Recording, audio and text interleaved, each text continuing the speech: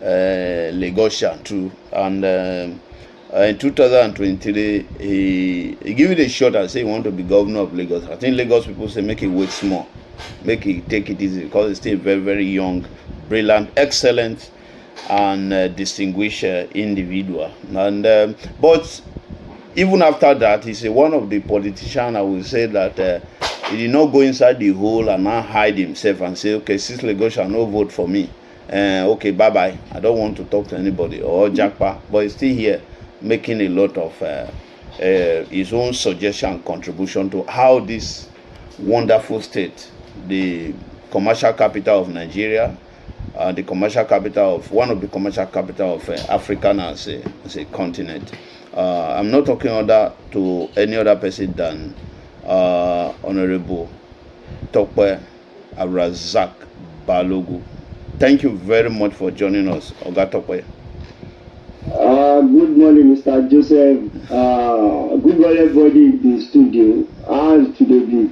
Well, today we are just waiting for this one. We can't say dry meat now because I know say you never kill cows. So we are still waiting for the fresh cow meat and jollof rice. But no cause for alarm. No cause for alarm. We are good to go.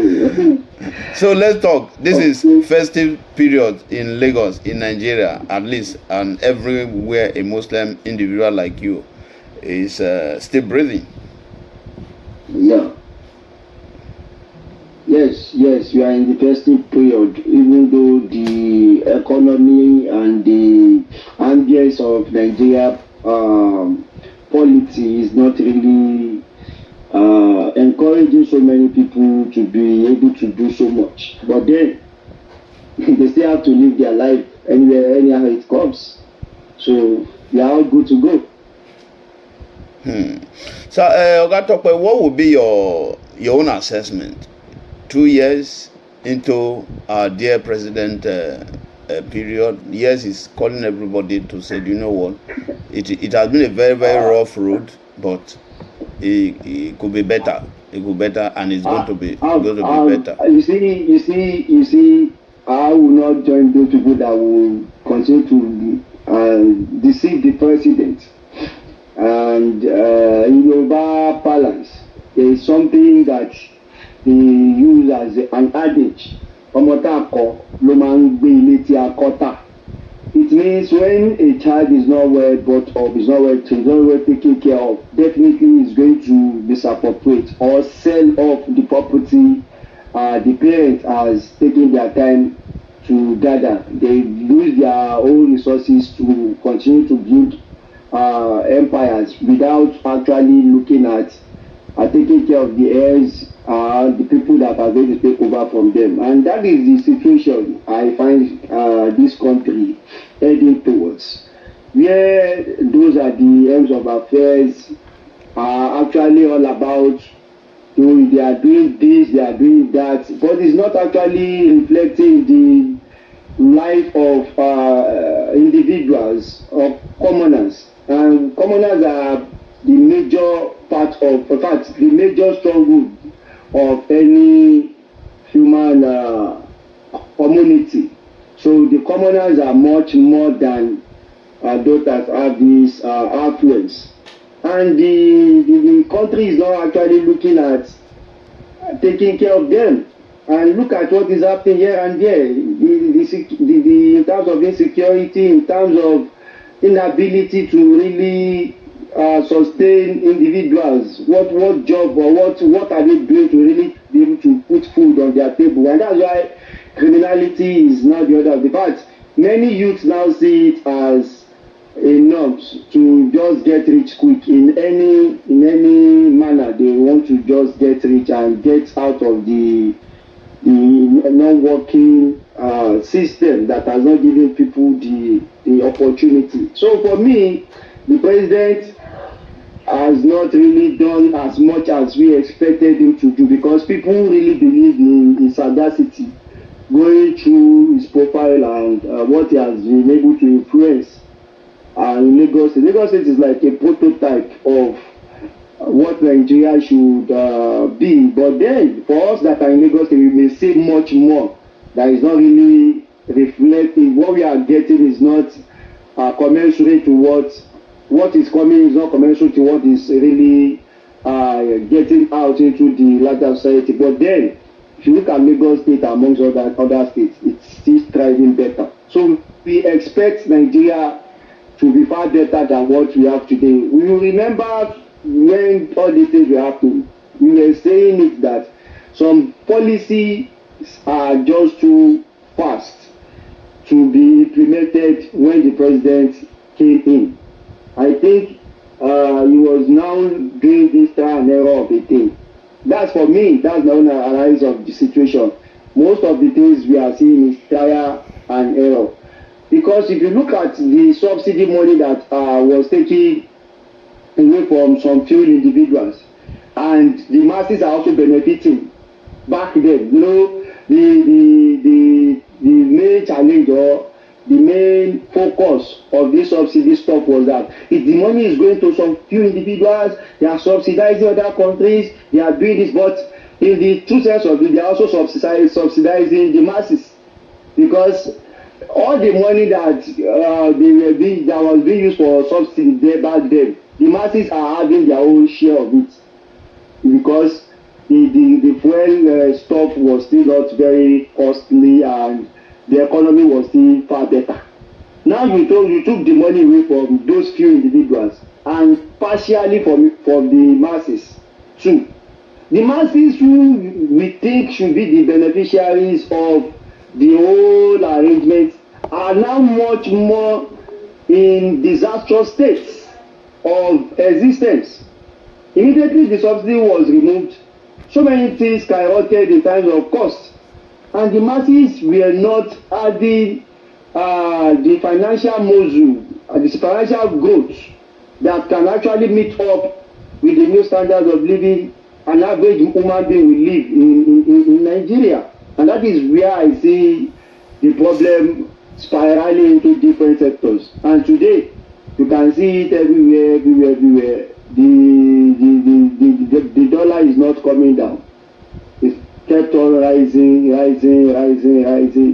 The business are not thriving. We are not talking about big businesses, because big businesses does not really make an economy.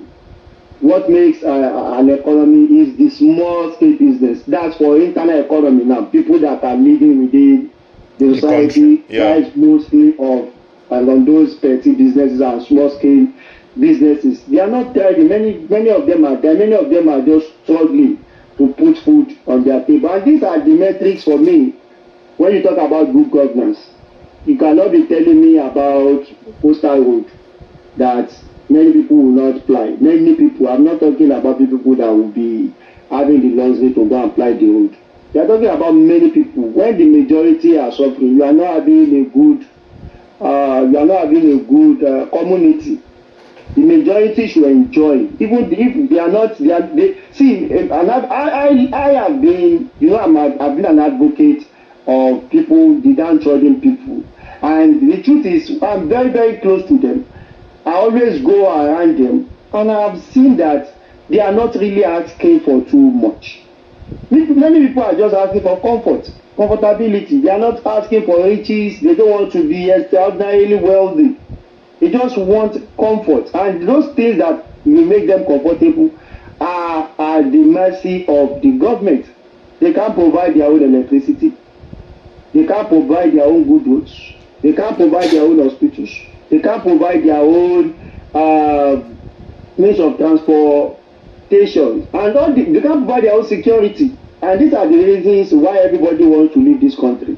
I've seen people left this country in droves, even people that you think they are having something in resemblance to trying to find their way out of this country. Why?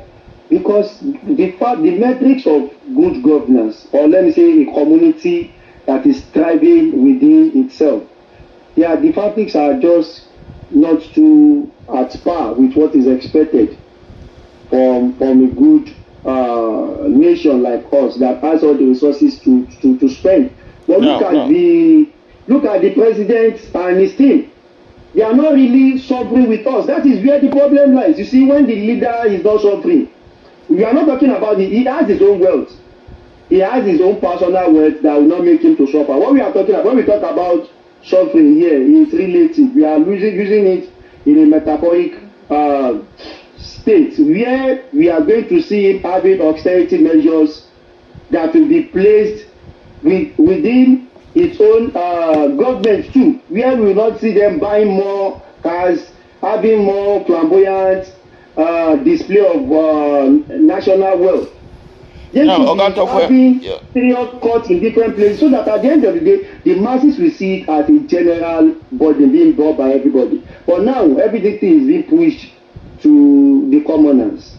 now For me, I will not agree that the president has done well in the past 2 years for people of my own people. That's my own people. My people are the masses. I'm not talking about people that are elites and that have been able to climb the ladder to a particular stage. Those are just few people. We are talking about those at the lower part of the pyramid.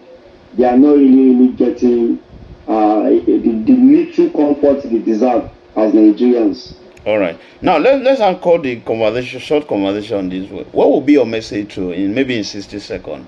Yeah, you say things are a bit very tough. Just listen. Oga Tokpe, listen. Now things are very tough. As a Muslim individual, if you don't have money to kill a ram or cow, you just have to find a way to thank God and say, okay, I've seen this festive period. I know that the better one is coming tomorrow. What will be your message to our very faithful Muslim brothers and sisters? To my Muslim brothers, brethren generally, and to all Nigerians, because everybody in one way or the other in Nigeria, we believe there is an existence of God. We should be patient. We should keep enduring, and we should keep believing in God. It's at a point when you have no power to actually change things. We are not praying for the president yet. We are praying for longevity for him.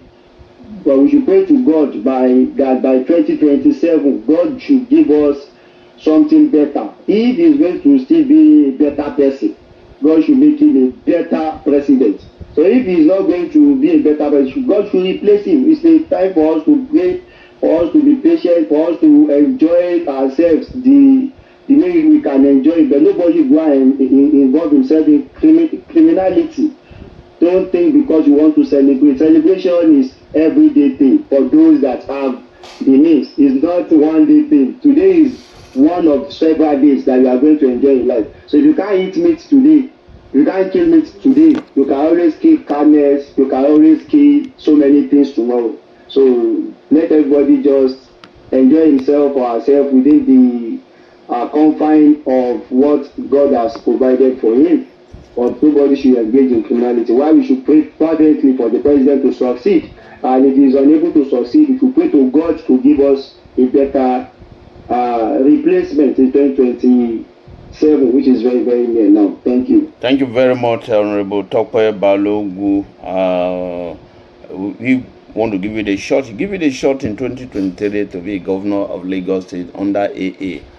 Thank you very, very much. And maybe we'll discuss later to say what is your plan for 2027. But that should be another day. Thank you. There's no problem. When the time comes, we are going to know where we are going. All right. We continue to be with the masses. All right. Hope you have paid your grant charge for Abuja so that they will not. Have you paid your land this in Abuja? Because there's no sacred cow. He said you put that are rich people. The minister says he's coming for you. Because my DJ have paid his own, rather don't pay. We are diligent. When you want to actually be on the path we are doing, you have to be very, very diligent. You have to understand that every law must not be overlooked. And for now, at least, we are not breaking any main law that is operating in Nigeria. All right. Thank you very, very much, sir. Yeah, that is okay now. That is Tokpe Balogu.